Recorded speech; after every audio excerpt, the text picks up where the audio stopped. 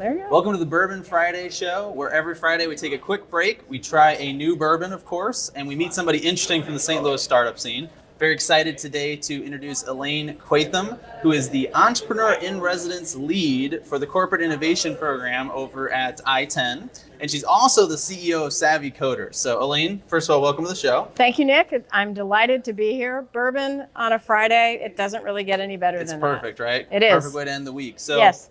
Let's get started. Let's start out, we got lots to talk about there already. So let's start with ITEN. So yes. as an entrepreneur in residence, first of all, what is that? I've always kind of wondered, what is that exactly does that position mean?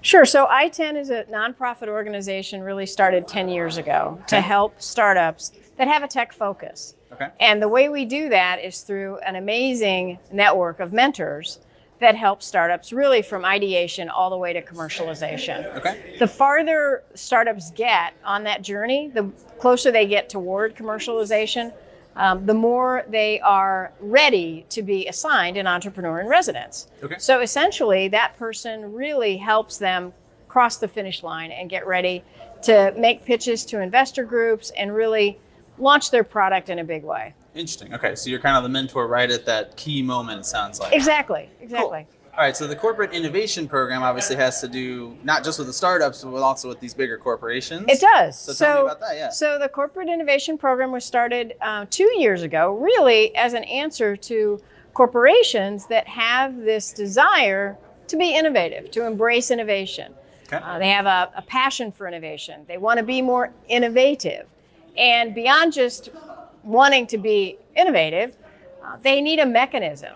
And that mechanism can be a corporate innovation program membership where we will help connect those corporations with startup organizations that they have a specific interest in. And we will curate a list for them and host a showcase event where these startups can actually make a presentation to the corporation. So in a nutshell, it really provides a focused approach to put the two, the startup and the corporation, in touch with one another. And then they can take it from there, whether there's an investment made, whether there's mentoring that happens on the part of the corporation, whether they actually may endeavor to jointly discuss or enter into a pilot, or actually become a buyer of that startup's service or product. Very cool. Okay. A lot of opportunities then for the startup, it sounds like. It is. So one question I have about that is I feel like the word innovation just gets tossed around a lot, and it's like when I hear corporations want to be innovative, it's like, well, you would think every company wants to be innovative to some degree, right? So when they're looking for this, I mean, I guess the first thing that springs to mind, you can tell me if I'm wrong, is that just as big companies, it's sometimes hard to really try new things because they're so big and they move so slowly. So is that part of what's happening here? Is they're trying to find kind of advantages that maybe come out of startups that they wouldn't be able to develop themselves? Or? Exactly. Okay. And I think there's an element of curiosity, sort of like, well, we're a big company and we have lots of staff and we have lots of bright people and lots of creative and great ideas, but you never know what else is lurking out there. I mean, there are a whole lot of entrepreneurs that go into business for themselves because they couldn't find an audience in a big corporation for their idea. And that, I think that happens more often than we are ready to admit. Yeah, okay, so it's also kind of a retention thing. Exactly. Keep some of those more innovative types within the company, maybe? Exactly, yeah. Cool. Okay. One of our corporate innovation partners, RGA, actually created an innovation department sort of as a result of the partnership. Oh, really? They had a lot of innovative ideas. They had a lot of staff that had innovative ideas, but they weren't really doing anything with them. And it's one thing to have innovation be bubbling around an organization, but to actually put a structure to it, to actually give it life or kill it, is a really, really important action to take. And we can help organizations, small, medium, and large, do that. That's awesome. Cool. Yeah. So I do want to talk about Savvy Coders in a second, but just kind of wrap up things on the ITEN side a little bit. What kinds of companies, I know you said tech, but is there anything more specific about who should be applying to ITEN or who should be a good mentee, so to speak, for the program? Yeah, so really anybody that has experience in sales or marketing or product, those are all skills that an entrepreneur doesn't always possess. Many of them possess the engineer or the technical skills to bring the product or service to life. When it comes to financial statements or balance sheets or a sales script or a marketing strategy, those are typically the things that lack, especially when we're talking about startups that are highly involved with tech. So mentors that have those skill sets are really, really important to the startup. And we really, really value their input at ITEN. Cool. If a startup wants to get involved, is there a selection process? Or No, not at all. It's completely at no cost to the entrepreneur. You can go to the website, itenstl.org, and sign up. There's a button right in the middle of the page. All right. And ITEN hosts a monthly intake. I think it's the second Tuesday of every month. I think this past Tuesday we onboarded maybe 7 or 8 companies. Oh, really? And that happens. That's a good, healthy number. But we want to grow our new startups to at least be 100 this year. I don't know what our count is currently, but I know we'll meet that goal of 100 new startups this year. That's awesome. Cool. All right, well, I want to switch to Savvy Coders, which is your baby, right? So you said it's about 3 years old now? Yes, we celebrated our 3rd anniversary on July 19th. Congrats. 2018. That's awesome. Yeah. Yes, we feel like we're graduating now from crawling to walking. All right, cool. Well, along those lines, I know you also mentioned a demo day. Was this? Yeah, this was so yesterday or recently? For every cohort we graduate, we host a demo day, and the summer cohort graduated in July, and we hosted their demo day yesterday. We do those always at the CET in the showroom, and we had probably 10 employers come by to talk to each one of our graduates. Oh, wow. It's sort of an uncareer fair. Okay. The graduates all have created websites with all kinds of capabilities throughout their 7-week adventure in coding. We teach JavaScript, so it's all front-end web development. And they're really eager to show off what they've accomplished during the past 7 weeks. Cool. Give me some examples. What kind of stuff did they put together during the program? Oh, sometimes they have actionable websites that play games. You know, you really? create Wow. an input, and sometimes you go on a mystery ride and an adventure, and you know there are different actions that you can take based on how you answer the question. So those are fun. We try to steer them in the way of solving business problems, but I think they get more. They just get more excited about the fun things to do and show. First 1 or 2 projects. You Exactly. do something interesting, right? So tell me, so obviously you got this started 3 years ago, and I think everybody's kind of aware of the shortage of this kind of talent, and especially, really in the whole country, but especially in St. Louis as the scene is growing. Is that why you started Savvy Coders, kind of fill that gap? Or? Exactly. We really wanted to change the face of who is in IT, which means trying to get more women and people of color interested to explore their technical abilities. Just because you couldn't go to college or major in computer science doesn't mean that you don't have the ability to learn to code. Sure. Many of our students have tried to learn to code, and they do it online and they get frustrated.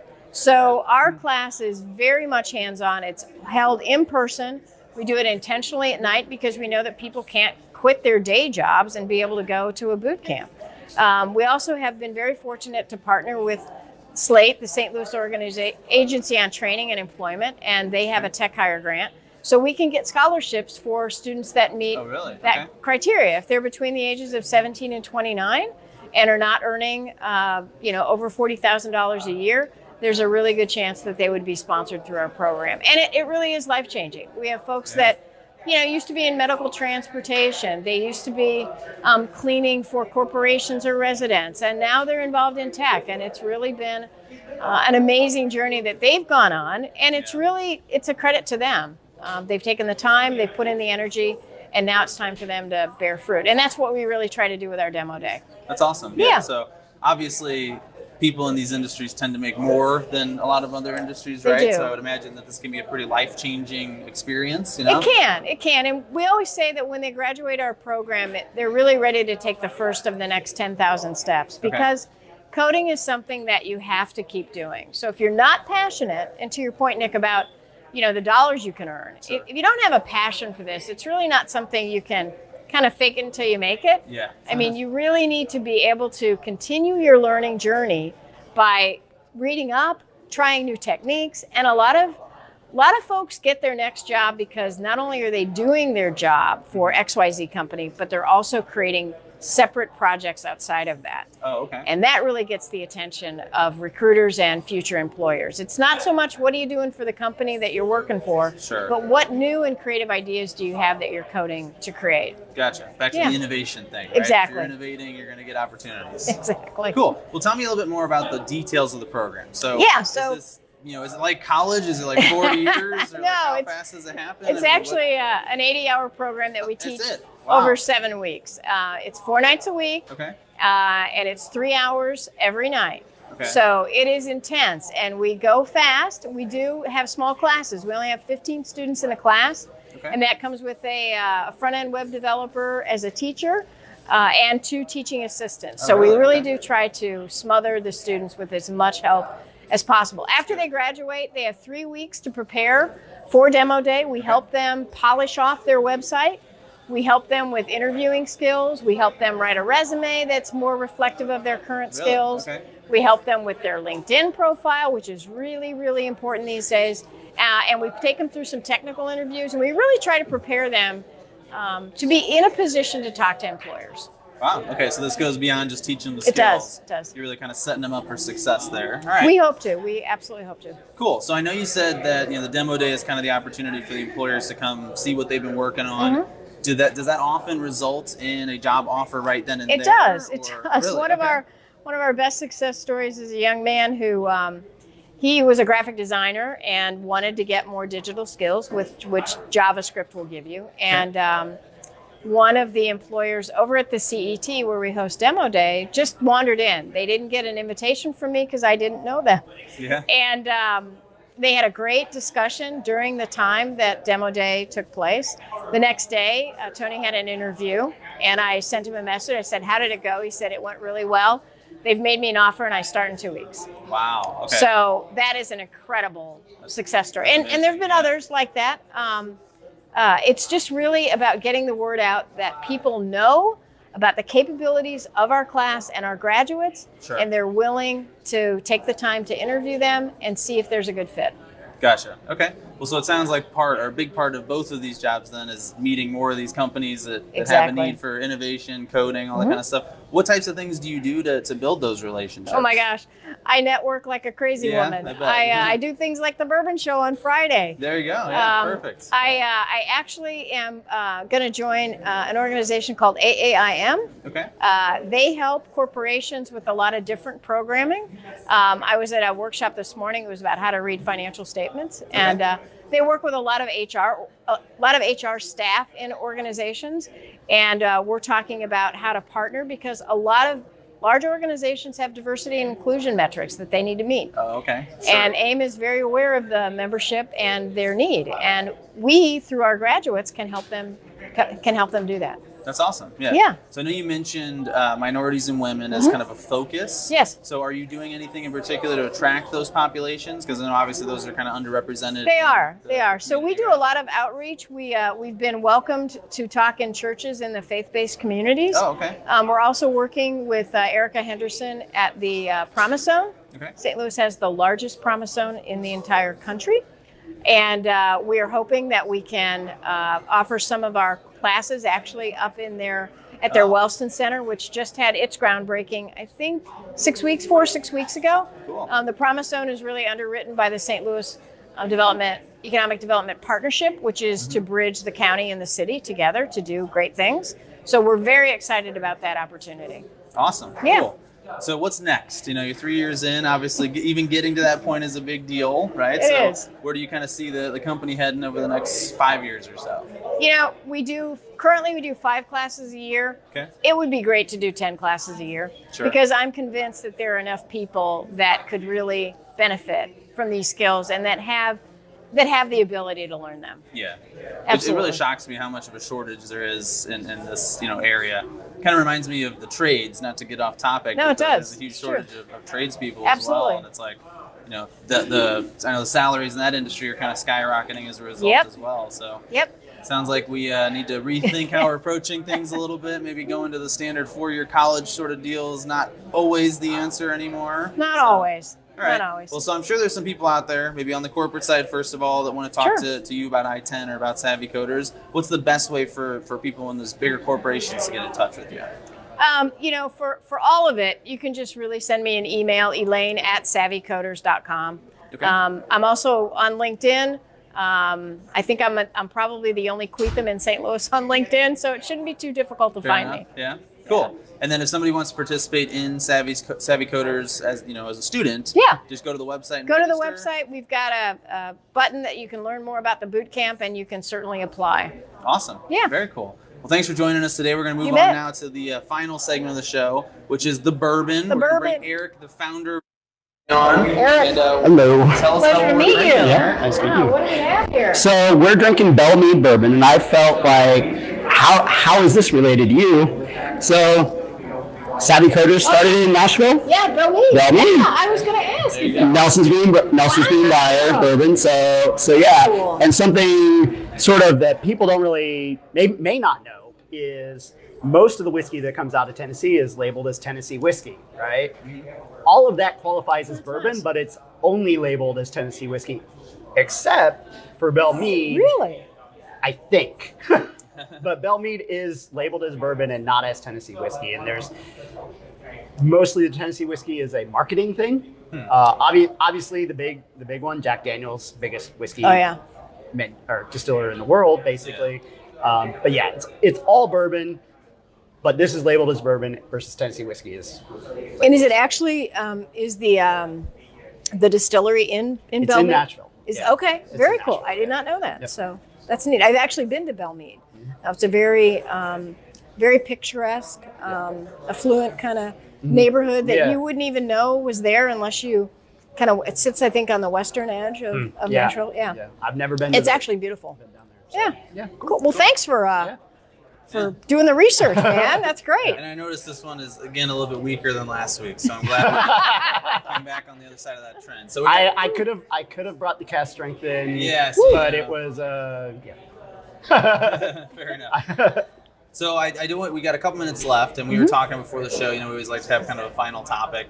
And something that's actually come up a few times kind of keeps coming back up, and it's this idea of, St. Louis as a community does not talk about itself very well, right? So we have a lot of bad press, we have a lot of cool things happening, but they don't seem to get attached to our brand as a city. So I was thinking, rather than talking about this from kind of a high level perspective, I was going to see if maybe we could come up with just like a couple things that people could actually be doing, so like what are some actual action steps we should take to improve on that? Because I think we're all kind of, as a city sitting back a little bit and just kind of hoping, the government will promote us better, or something like that. So what should we be doing? I mean, how do we, obviously, I think the Bourbon Friday show is hopefully a great example of supporting and trying to promote, what's happening with the startup scene in St. Louis.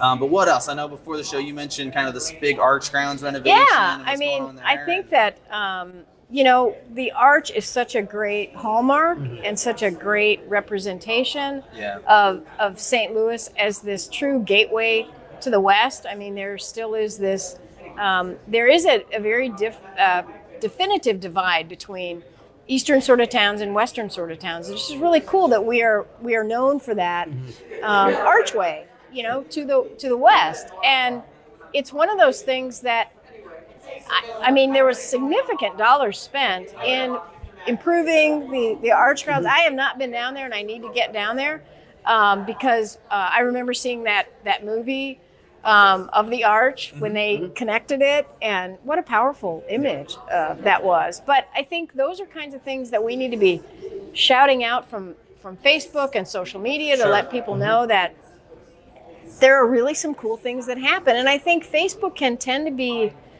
macro in the sense of things going on, micro in the sense of maybe your friend network and your family, but not necessarily about the place we live, about St. Louis. So the more we can do to call that out, the better. There are always tons of events going on on Facebook. There's an event I'm going to go to tonight that's at the World's Fair Pavilion. Oh, really? And I think we take it for granted. We don't talk about how great that stuff is. I've had friends move to other cities and they're like, we miss St. Louis so much. There's so much free stuff and there's so much, just history there, rich history, great things to do. We've got so many things going for us. Yeah, that's a good point. So I think just keep shouting it out. I mean, the whole blues thing and the jazz thing and jazz at the bistro and the outdoor parks. I don't know if other cities do that, but almost any municipality, and they get beat up a lot because there's so many of them, but so many of them have the outdoor concerts in the summertime that are really cool. Interesting. So that's, the Muni. Oh, what a great. And that just celebrated its 100th year. Yeah. It's So amazing. cool. Yeah. Well, that's an interesting kind of spin on the whole, because I know we talk a lot about the county and how divided it is from the city, and there's all these different municipalities, but one benefit of that is that there's that many more events and parks. Sure. That's true. And usually they're free. Yeah. And how about the cards? You can't forget about the cards. Yeah. So I think one key takeaway here is, what you say and post on social media does have a significant impact, right? And promoting things as much as possible and kind of, just even sharing the fact that these things are happening with your friends and giving them a chance to get out there and try them out themselves. I think on the flip side, and I see this a lot from, I think people live in the county, it's like they jump on every story about crime, and it's always, well, that's why I don't go to the city, and it's like, I don't know. I mean, how do you get those people to stop doing that? But we kind of need them to, right? It's so unfortunate because it really is something that could really happen anywhere. Sure. Well, I think, you got to recognize any big city has issues with crime, and we have our own problems to address here, obviously, but it's not, like you said, it's not. No, it shouldn't be so debilitating. Many good things, It's there's so much good stuff here. And I definitely do try and put that stuff out, even if it's a restaurant opening or whatever. Absolutely. Sure. Yeah. And if you haven't been to Ferguson, go visit Ferguson. There's some amazing things happening in downtown Ferguson. Oh, yeah. Businesses have opened. It's cute. It's thriving. It's happening. And there's no reason to be afraid of Ferguson. Absolutely. Yeah. Cool.